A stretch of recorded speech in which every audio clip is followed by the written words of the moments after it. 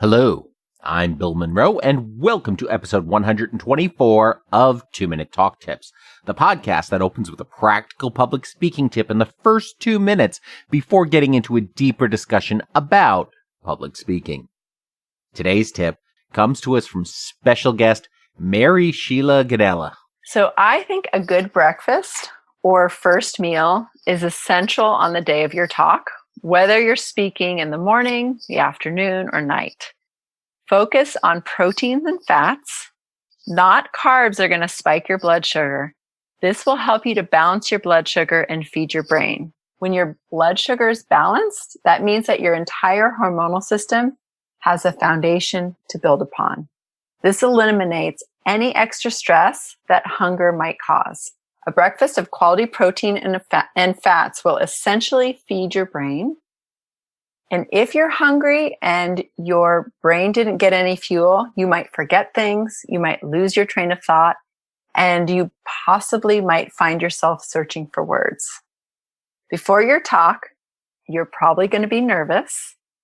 Most of those nerves are orchestrated by your hormonal system. This system is designed to support you through any kind of stress, real or perceived. And while finally landing the speaking gig is a good stress, it's still a stress, which means you're going to have a lot more hormones surging through your body, specifically cortisol and adrenaline. So when those hormones spike, your body's going to be looking for quick sources of fuel and could start breaking down your own protein instead. So breakfast does create that buffer zone from the surge. And as an added benefit, breakfast generally helps prevent afternoon and evening cravings, which could be even stronger with the addition of the added adrenaline hormones. So if you're going to speak and you're going to give your audience your best, you do owe it to yourself to give your body what's best for it too. So while it's unconventional, think savory, not sweet.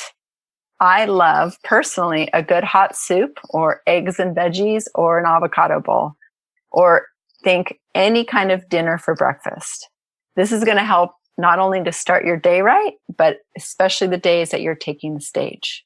Stick around, and after the break, we'll hear more from Mary Sheila.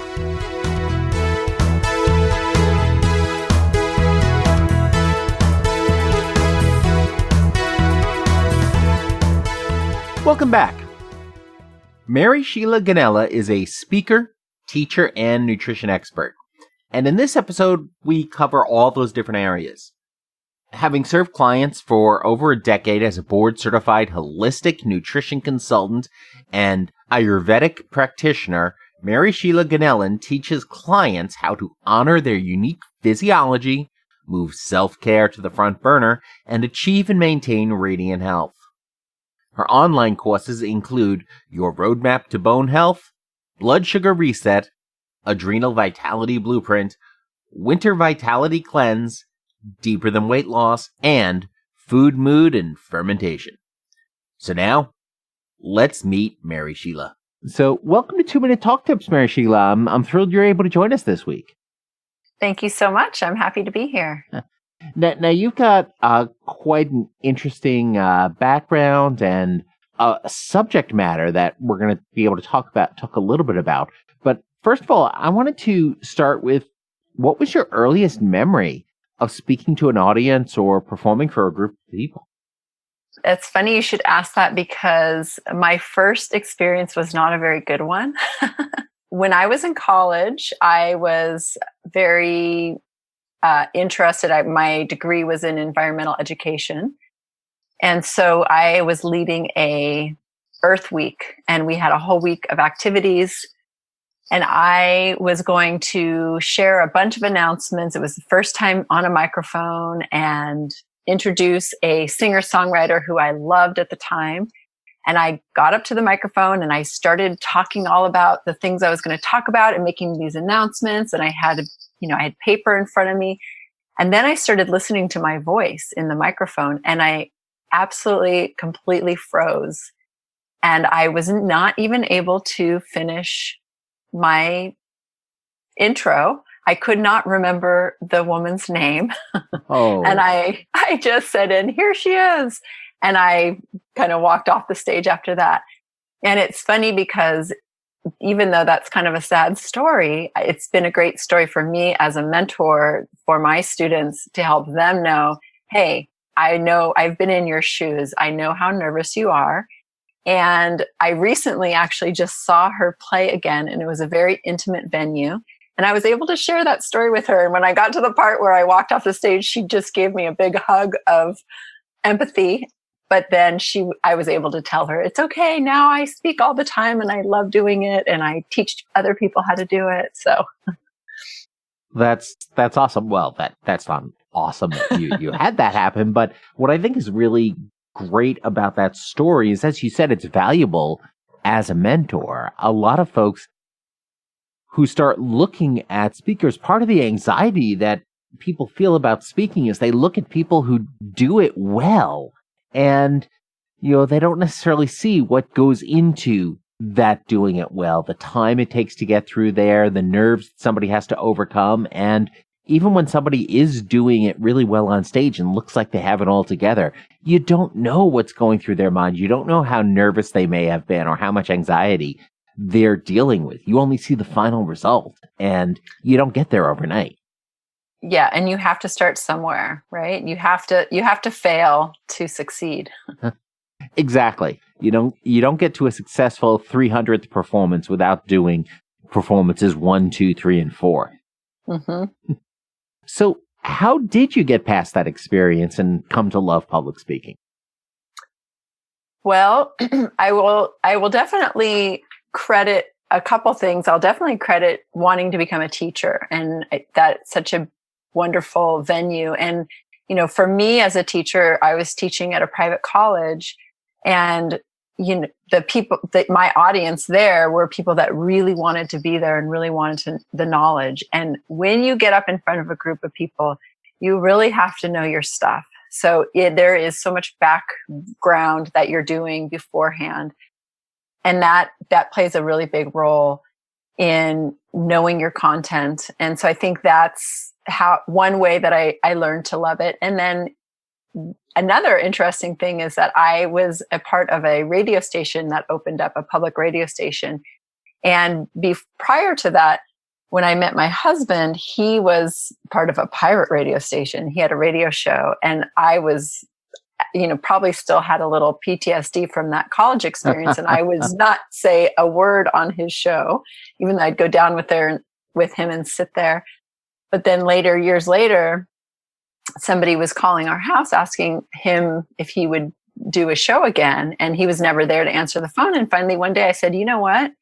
This is probably a really good opportunity for me to share my message and to grow my voice. So I offered to do the radio show, and I loved it. I did it for a couple years, and it was really fun. It was even, before podcasts were around. So I think the fact that you can share something that you're so passionate about is, to me, what I love about it. I think what you touch on there is one of the key things that I know I've encouraged folks to do who are trying to get past nerves about being on stage, is that it's not about you. It's about your message. And it sounds like you got there by wanting to share your message in class, by wanting to share your message on the radio, and by focusing on that message and on that audience rather than on yourself. Right. So how does speaking support your business and your life today? So, I'm a nutrition consultant, and so I help people with their food. And it's an interesting path to choose because there's not a straight line from, getting out of school and heading right into a job. You kind of have to carve out your own way in the field that I'm at. And when I started speaking, I did that kind of right out the gate. I reached out to my connections and said, hey, if you ever want anyone to give a talk on this topic or that topic or that topic. So I started doing that. People said, oh, that would be great. And I still do that a lot. And that was a way for me to grow my audience very organically. And I always will capture people's emails if they give them to me, but it was a way for me to grow my list and support my message and my work and get people connected to me. And I know I said this a minute ago a bit, but when you are going to teach somebody about something, you really need to know your stuff. And so when I was a teacher, my notes would be so long. I was always anticipating, well, what if somebody asks about this detail or that detail? So it really has allowed me to be much more of an expert than I probably would have been if I hadn't been a teacher. Or a speaker. So it's really allowed me to know just so much and see so many different avenues. So maybe my role as an expert has increased. And the other thing is, as a speaker, I think it's changed the way that I'm a learner. My brain, because I teach so much of what I know, when I learn something new, I learn it as if I'm going to teach it. So it's helped me to really remember things and also helped me to remember them and know where I can plug that into my own content and make it more uniquely mine. And because most of the things that we're doing, yes, there's innovation, but a lot of times we're sharing a message a certain way that's going to resonate with certain people. And if we could take that information and make it our own, because I might hear a whole bunch of different things every day. And a few things are the little pearls that I grasp from my day or from what I'm learning. And those little pearls are what I'm probably going to hold on to and remember and then share with other people. So I think the more you can learn from that perspective, more you can learn as a teacher with a teacher's mind, it really up-levels how you're learning. That makes sense. No, that makes a lot of sense. One of the best ways to really know something is to go ahead and teach it.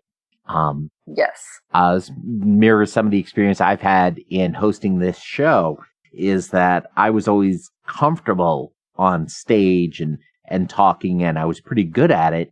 But it wasn't until I started doing this show that I really started to break down what goes into an effective talk. What do I do that works?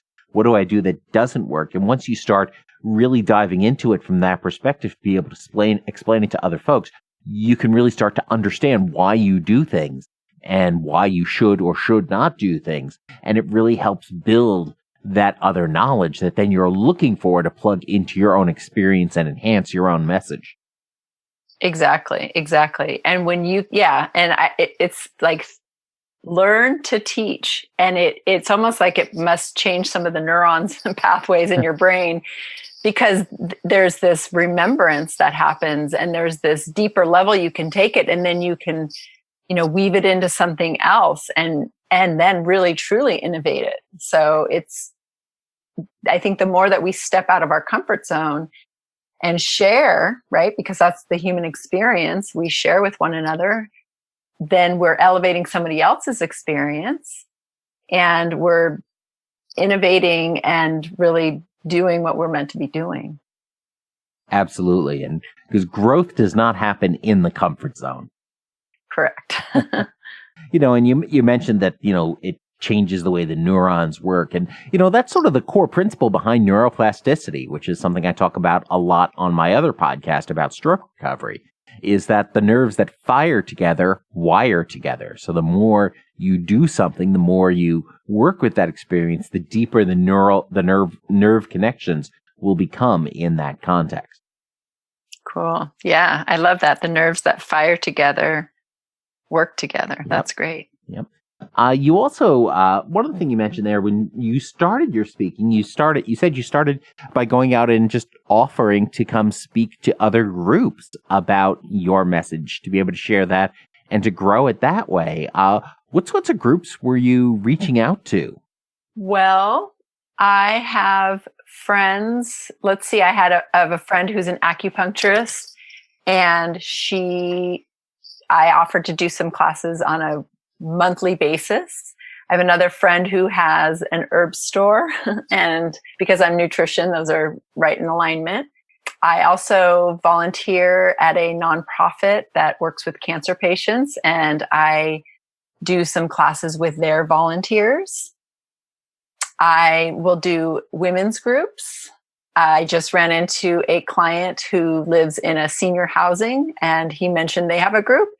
And I said, hey, I'll come anytime to talk to you guys about nutrition if you'd like. I do school groups. Pretty much, it's been all kinds of groups, but it's usually, centered around health, people that are gathering together to learn more about health.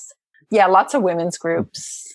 So it's a lot of groups that are adjacent to your own expertise are looking to bring in other speakers and things like that. And that's one of the things that I think is really important for aspiring speakers or folks who just want to get more stage time to look at. There are groups for everything out there. Everything from, like I said, when you're talking about, the different health groups, the women's groups, the acupuncturists, the herbalists, all of that, those groups that are out there. There are support groups in the medical community for all sorts of different conditions. And those folks are often looking for speakers. And, even at that housing situation, you said they're looking for speakers for their groups. So if you just reach out to some of these other folks and just offer to come in and as a speaker, a lot of group leaders are often trying to figure out, okay, now how do I fill that slot on my March calendar? How do I fill it on the April calendar? And it's a great way to get some more exposure for your business and to get some more stage time that could ultimately lead to other things in your speaking career down the road. Exactly. Because every time I do a talk, it leads me to either another talk and maybe also a client or two, or, it just keeps growing in that way. That's the fun part about it, is you do one thing and then it, leads you down another rabbit hole. And that's when you're just open to, okay, which direction. You have structure in your business, but you're open to the growth that you might not even would have seen if you weren't putting yourself out there. We talked earlier about the nerves and getting past that and what you had to do in class. So now, before you go ahead and take a stage, what are you doing in the 5 minutes before you start a talk? That's a good question. And I don't have a full routine or anything that, and I feel like I should have something that I do before. But one thing that I have been doing more recently in a few different aspects of my business is when I go to those things, I've been getting support. So I've been bringing somebody with me, whether I pay them or whether it's a friend, to just make sure I have what I need. So I'm not the one handing things out or doing this or that, or maybe getting me my water. I know sometimes places will have those people for you, but I'd like to have my own person there that is my support, my second set of eyes, making sure that I have what I need. Maybe they're even driving me there, whatever it looks like. But that's one place that I think I'm growing into, is actually getting a little more support. And maybe next it's getting that buffer zone and just really getting more into a zen. But I do tend to work on my breath a little bit, but I don't have a little routine around that yet. Cool. One of the things I've found as I've been having these conversations with folks is that the variety of routines before getting on stage is just so varied. So many people do different things. Some folks have rituals, some don't. Some rehearse, some don't. It's ultimately whatever is ultimately going to work for the speaker. And I think the other thing that's really cool there that you highlight is the idea of having somebody else there to assist. That can be so valuable, like say for the things that you talked about, but also having somebody there who can take note of questions and things you'll want to follow up on, questions audience members ask, be able to provide you with feedback on what is happening in that meta conversation, what's working, what's not, what the audience is doing. So you don't have to be as focused on that stuff. You can focus on delivering the most effective talk you can. Absolutely. That's been one thing that I've definitely been doing is I have an intern with me now, and I always say to her, okay, you take notes of all my promises that I make, because one of the things that I do use speaking for is to capture people's information to add to my mailing list. So I used to bring recipes or handouts in, paper handouts, but I don't do that anymore. I say, I have a great handout, or I'll, give you my slides, or this little snack that I prepared. I'll share the recipe with you via email, and I pass something out, and it's full disclosure. It tells them I'm going to add them to my list and all of that. But then during the talk, if we start going into a certain direction or there's a certain question, I'm able to say, I have a great handout on that, and I'm super happy to send it to you when I send out the email to you all with the recipe. And I have my assistant take note of that. So it's great to just, then you're really accountable to your audience too, and you're going to follow through with those things that you said you would send. Yeah, and that is so important, to have that follow through to establish your credibility. And when you're talking and you're in the moment and you're moving from one thing to the next, it's hard to remember all of those things at the end of the talk. Yes. So what's been the most personally rewarding presentation that you've done? Well, one of the things that I've done, and I did this first as a mom, and then I've been doing it for a few years through a grant, is teaching middle school nutrition. I do that every spring at a local school. And when I first few years that I was doing it, I noticed that the teacher had all these anti-smoking and drug and alcohol posters all over the room. And I was teaching nutrition, but I was in the health class, and I never really brought any of that forward. And one of the years, which was really interesting, it was actually, I think it was probably on her birthday, but it was about a year from my mom's passing, and she died of a lung cancer, and she had been a previous smoker. And there was a big connection there with the cigarettes. And I just really felt like I wanted to bring that forward and talk with the kids. And I did. And I started talking about it. And I shared the story of my mom first, which really connected me to them. And for the next, felt like a long time, half an hour, almost every teenager raised their hand and shared with me a personal story that they had to cigarettes and smoking and, sort of negative things that had happened to them as a result with, parents or divorce or asthma or cancer. And it was so profound. And I feel like it was one of the most important talks that I've had. And, I felt also, sometimes when you're on the stage, you can really feel that channel of information and a flow coming through. And I just felt, this divine presence of my mom. And it was really powerful. And I'm so glad I just went with my instinct and said, I really need to just touch in with these guys about this, because this is just as important. It's another thing they're going to potentially put into their body. And it was just really rewarding. And it was a conversation I'll never forget. And just how personal and emotional it was for all of the kids too, to be able to share their stories and experiences around it.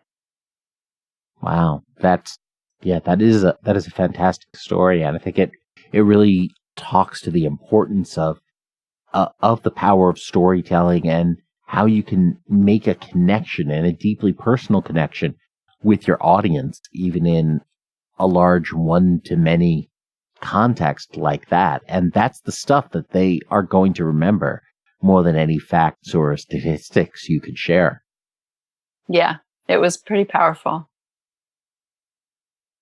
So how does speaking while conducting a talk compare with the speaking you do as a classroom teacher, or that you did when you were teaching at the college?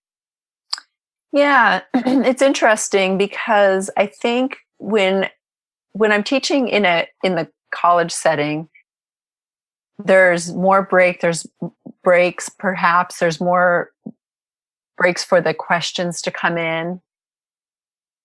And then, when we're in a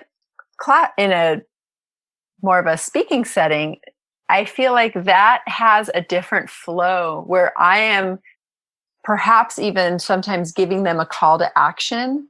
I'm presenting things in a way and sharing stories and success stories, because I help people to look and feel their best and to reclaim their health, then I am sharing with them success stories. And my goal is to inspire them.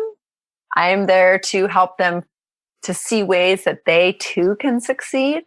Sometimes I'm weaving in a call to action for what action steps they can do, whether it's in their own life or maybe even to work with me, or, whatever action steps are going to help them get to the next place.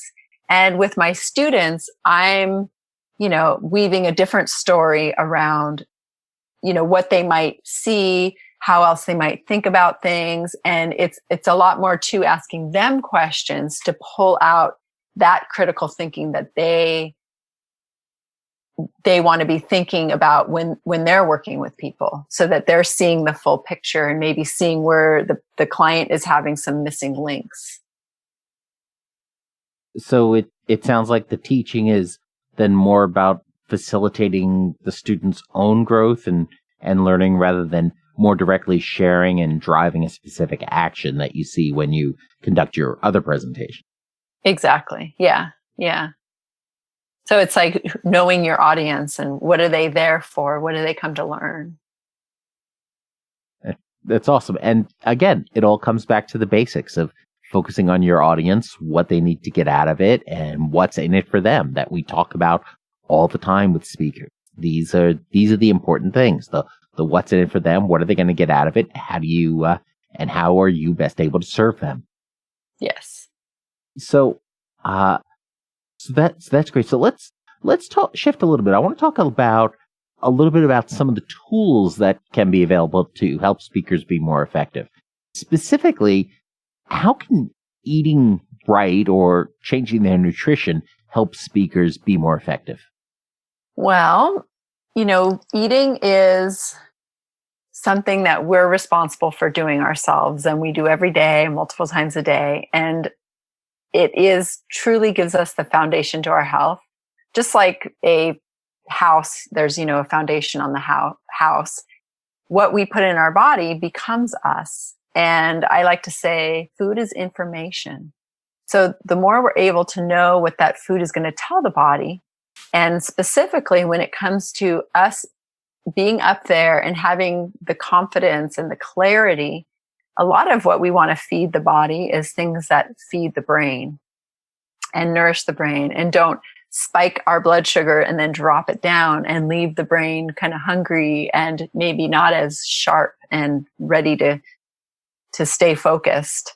The other thing when it comes to food is there's so many chemicals and things that are in our food. And the interesting thing with a lot of the preservatives and colorings and flavorings, etc., those things, what they look like molecularly is not that different than things that can cross the blood-brain barrier. So they can be excitable to the brain, and, too much excitement can create confusion.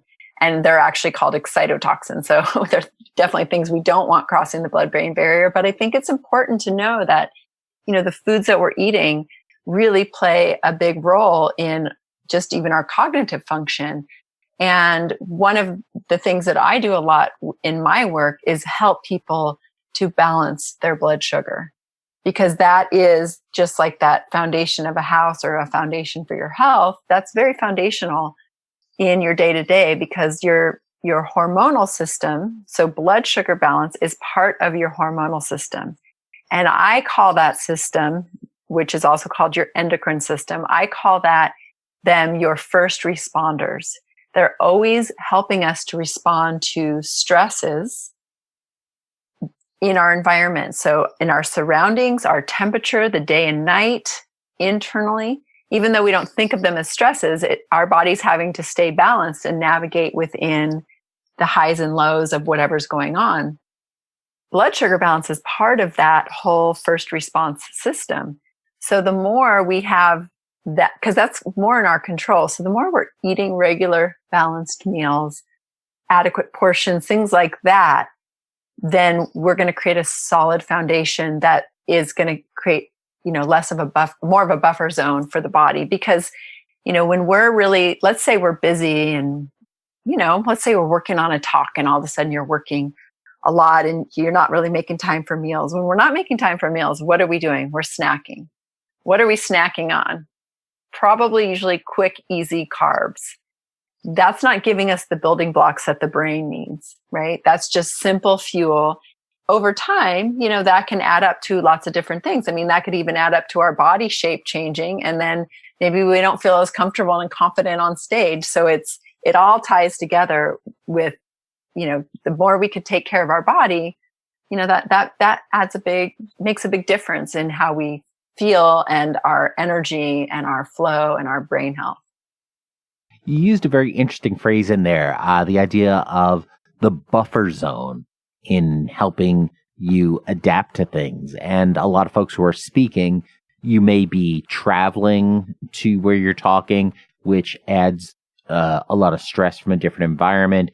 You may be contending with your speaker nerves or other anxiety issues, which again stresses the body in different ways. And you may be up late, up early, not getting adequate sleep, and all of this other thing combined with potential stress for the impact of your talk, whether that's going to be internally, whether your boss is at the room, whether it's going to be an external talk elsewhere. So you're already putting a lot of stress on the body in different ways. I think what's really interesting is thinking about if you have an adequate buffer zone, your body and your brain can more effectively absorb that additional stress. But if your buffer zone isn't significant enough to buffer those stresses, that's when it can cause problems. Exactly. So I always say, which can sum up what you just said, you can't control all the stress in your life, but you can control your blood sugar. Don't let that be one of the stresses that your body has to contend with when you've got all these other things. Because, getting an invitation to go across the country and speak is exciting. So it's a good stress, but it's still a stress. So you just want to be able to buffer that with, okay, I still got to eat though. I got to nourish myself. I got to carve out that time so that the body's not saying, oh, blood sugar's all off. So now here's another stress I got to deal with on top of all these other things. To get even a little bit more tactical, is there a nutrition strategy that is going to be more effective for protecting your voice and your ability to physically speak well for an extended period of time? Well, I would say in general, hydration is so critical. And, when we think about hydration, one of the things you could think about is from, when you drink something or eat something and it goes all the way through your digestive tract, that tissue has a mucous membrane, right? So we want to protect that mucous membrane and kind of nourish it. And so I love teas and soups and broths and things like that because they are able to bathe that tissue. So anytime we could do that, and that's the beautiful thing about herbal medicine and even having broths and soups is you get all those minerals that are infused into the liquid, and the body, once minerals are in liquid form, the body's able to absorb them pretty quickly.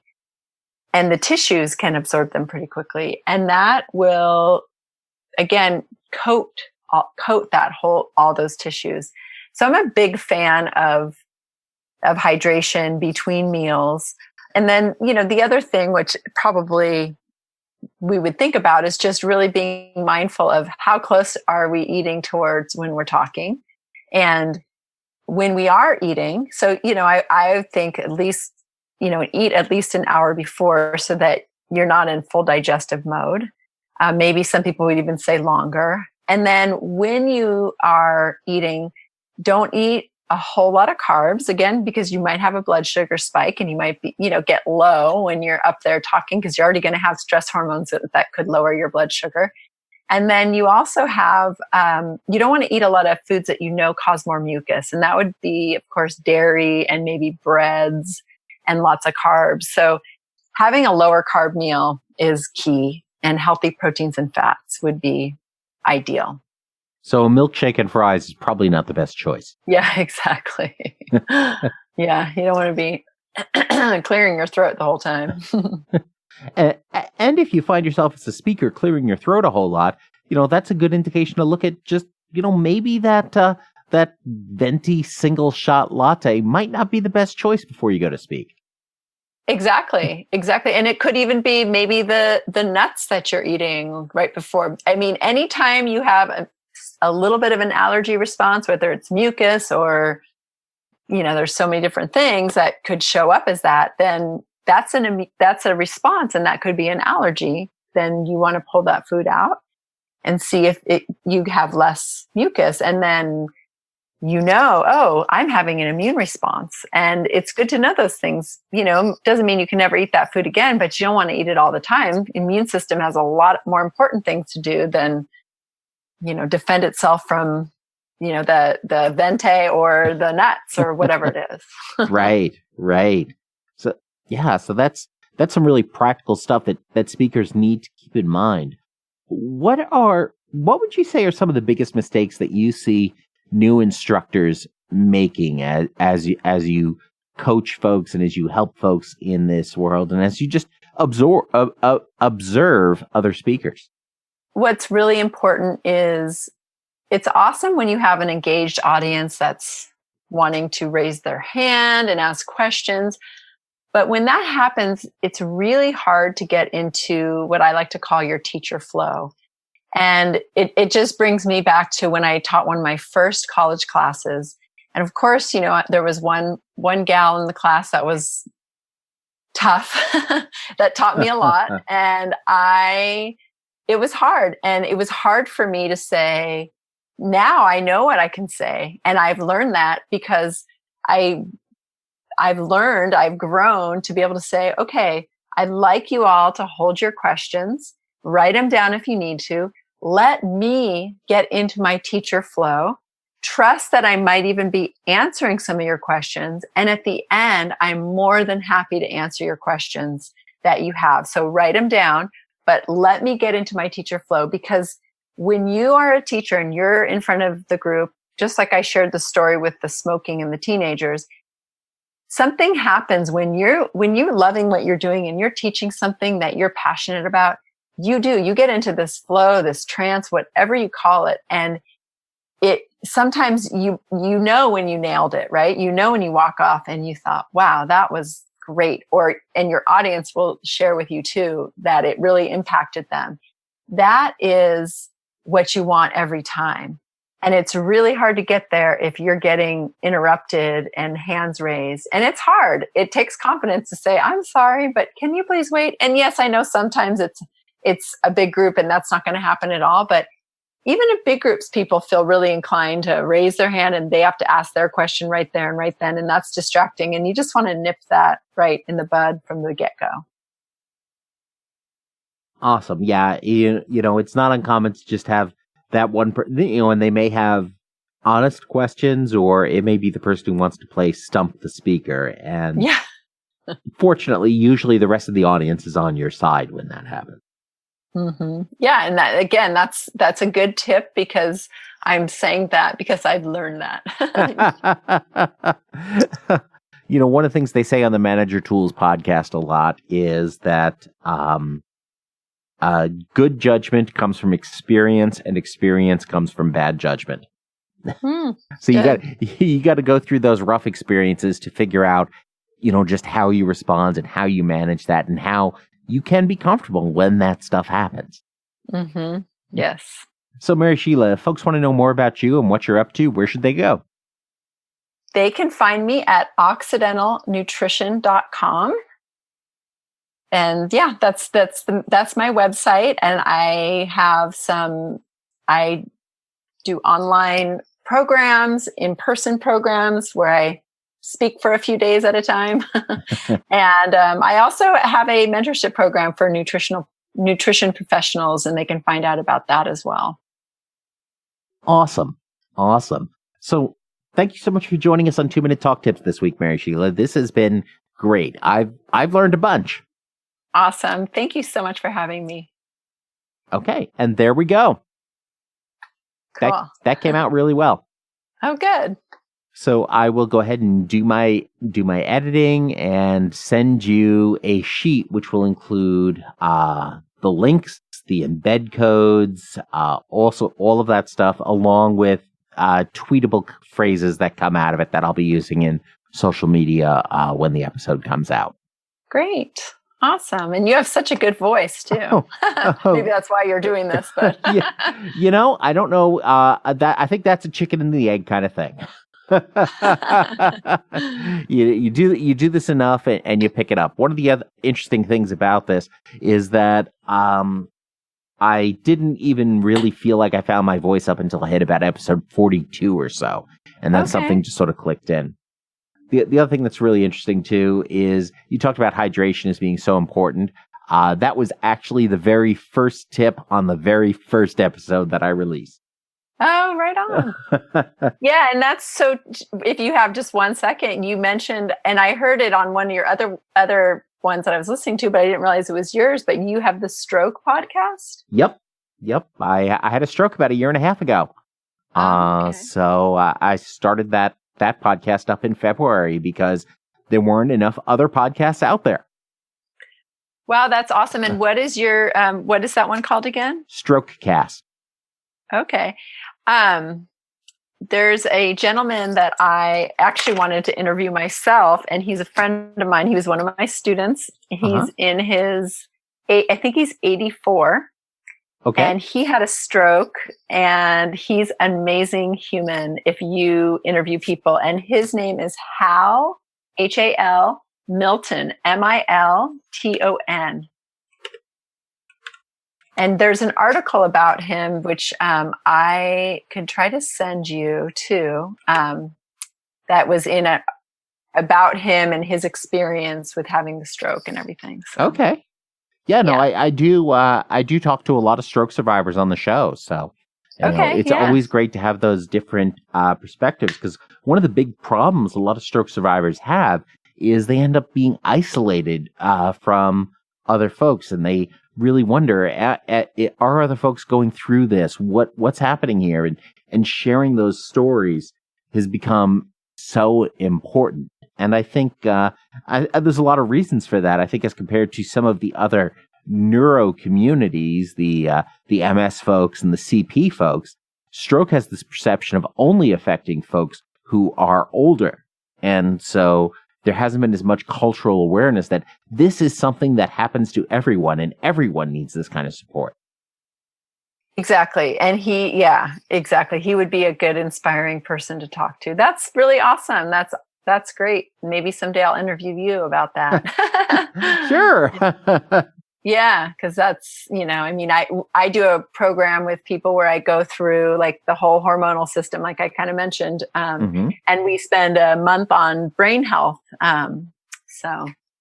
And one of the key things I've been learning more just in the last couple of months is that really brain health is about vascular health.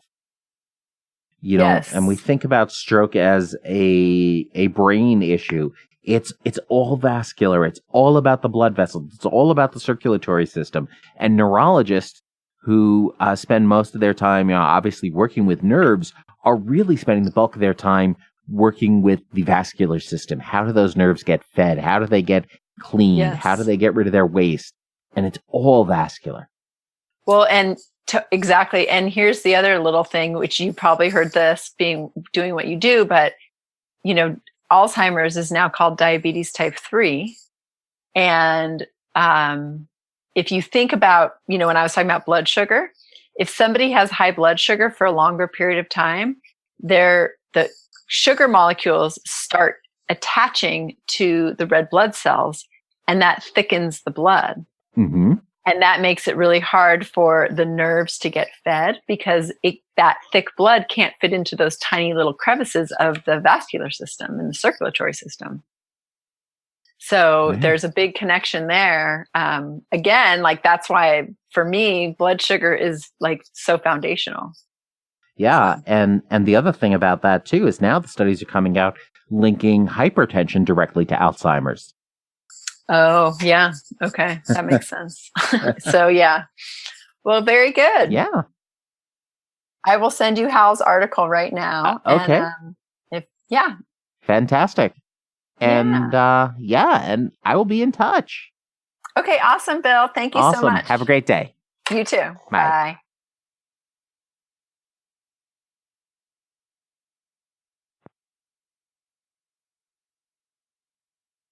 One of the things that strikes me is how Mary Sheila connected with kids when she was speaking to that group of children at that health class. She does it by observing all of those lung cancer posters and no cigarette smoking posters in the classroom, and decides to share the story of her own mother's personal battle with lung cancer. It was sort of a change from what she was originally intending to speak about, but making that change is really what empowered her to connect with that particular audience.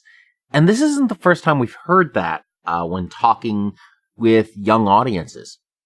A few weeks ago, we had Ari Gunsberg on the program as well, and he was talking about a similar approach, where he had been invited in to give a talk at a juvenile detention center, and ultimately decided to scrap the talk he was going to give to instead share his own personal experience of, sort of run-ins with the law and poor decisions in his own youth. It was that digging deep into their own stories and sharing their own very personal stories that enabled both Ari and Mary Sheila to connect with their audience. You see, we all value authenticity in our speakers. We want them to be straightforward with us. And with kids, that may be even more important. They just seem to have a sense of when adults are not being truthful with them often. When we're speaking to a professional audience, or an audience of our peers, we already have one level of connection with them. And we already have a shared experience with them of, well, being adults. When we start talking with a youth audience, with a young audience, we don't have that. There is a bigger demographic gulf between us and our audience. And so you have to work harder to go ahead and bridge that, to help the audience see you as someone worth listening to. And that's something that both Mary Sheila and Ari do successfully with those crowds, by sharing those personal stories, sharing those stories of their own youth or their own family. It gives the audience members something that they can relate to. It gives them some hook into who this stranger is who's going to be talking with them, why they might have some credibility, and why we should listen with them. And when we also go ahead and share more of our own personal stories, it also really helps to unlock our own passion about the priorities and things that we deeply care about. Another thing Mary Sheila talked about is the value of having an assistant. Mary Sheila often brings her own, and there's some very practical reasons for that. Her assistant helps her by noting down questions and keeping track of things that Mary Sheila will have to follow up, by handing out paperwork and collecting it back, by doing simple things like getting her water, and really empowering Mary Sheila to focus on the core of what she's there to do, give her talk, and focus on the audience and taking that moment with her audience instead of having to go ahead and stop to make notes of things to follow up on. So there's a lot of value in having an assistant there who can help out. And sometimes the venue provides that. Sometimes the meeting planner does that. Sometimes there's no one else. And the speaker has to do all that themselves, which is why bringing an assistant can be really valuable. But this isn't just something that applies to keynote speakers and the big speakers at the big events. You know, I know a lot of folks here are never going to be in that kind of environment, but we are speaking at corporate meetings. We're speaking at those weekly sales updates. We're speaking at smaller events. So how can we leverage the power of an assistant when the idea of an assistant seems like something you would have to be at a whole different level to be able to work with? Well, a lot of times in those meetings that we're a part of already, different people are filling those roles. Sometimes there is a specific note taker already in the meeting, Or sometimes you can have a colleague of yours join you for that meeting to help take notes, or more importantly, note down any questions that folks in the audience happen to ask. This becomes especially critical if you're doing your presenting through a webinar, whether you're presenting to a live group and broadcasting it over the web, or whether you're just doing the webinar solo. Because a lot of webinar software does often have that separate chat room where people can ask questions or provide additional commentary, or, in some more public context, there may be a Twitter back channel or whatever. As a speaker and as a presenter, you don't really have the bandwidth to go ahead and monitor that separate chat room while you're trying to present. And if you are trying to monitor it, then you end up with those very awkward moments of you're going along giving your speech, and then you see something come up in the chat room and you go like, let me just see for a minute here. Oh, hey, Joe, I see your question. Yeah, I think we talked about that already, or however it goes.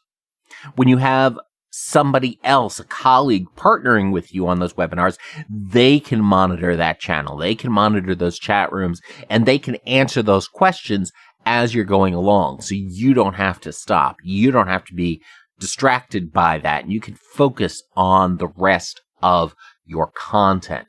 And this is even, of course, more important, like I said, when you're doing some of those hybrid presentations where you've got this chat room going on while at the same time you're speaking to a group of people in the room. Because the last thing you want to do is stop looking at the people in the room and speaking to the people in the room to go ahead and focus on your screen to look at the chat panels and to try to manage all that. So, we don't necessarily think of it as my assistant will take care of this. We think of it as just having another colleague, another partner who can go ahead and manage that. But that is where some of the value of having somebody to help out really comes into play. And when people talk about using an assistant, having my assistant, or offloading those tasks onto my assistant, it isn't about a diva. It's about letting you focus on what it is you are there to do. Mary Sheila also talked about collecting emails. Instead of distributing a lot of handouts at the meeting, she asks people to give her their email address, and she'll go ahead and send the slides or send additional handouts. And there's a lot of great reasons for doing this. From a speaker's perspective, it's easier than passing out slides before or after a meeting. It's one less piece of logistics that you have to deal with. You don't have to stop by the FedEx office, formerly Kinko's, in the morning of your presentation to pick up the copies, knowing that you're going to go ahead and give out a bunch of them and throw out the ones that nobody takes with them. Plus, even folks who do take all those handouts, most of them are never going to look at those handouts again. Not after that meeting. So, simply collecting the emails to email those things out afterwards is certainly more eco-friendly. It also results in fewer distracting papers during your talk. I talked a while back about managing handouts you're going to give out in a presentation. And one of the key things is you don't want to hand them out too early, because then you've got people reading these handouts and reading through this documentation instead of paying attention to the speaker. And if they're just going to read and not pay attention to the speaker, why are they there? There's no reason for them to come to your talk if that's the case. So you want to have fewer distracting papers and pieces to hand out at an event.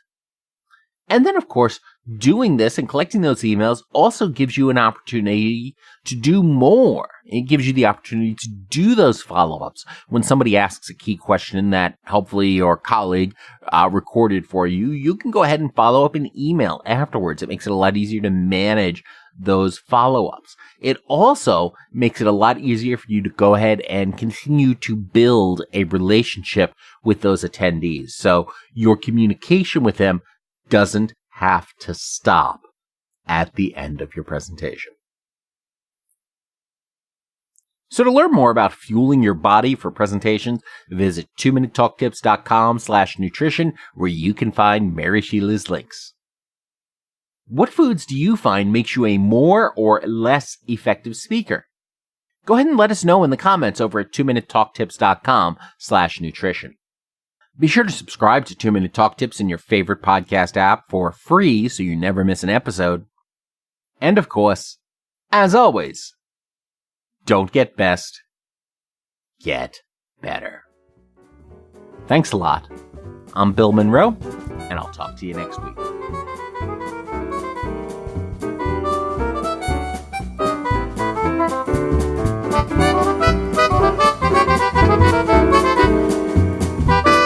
Two-Minute Talk Tips is a proud production of the Currently Speaking Podcast Network.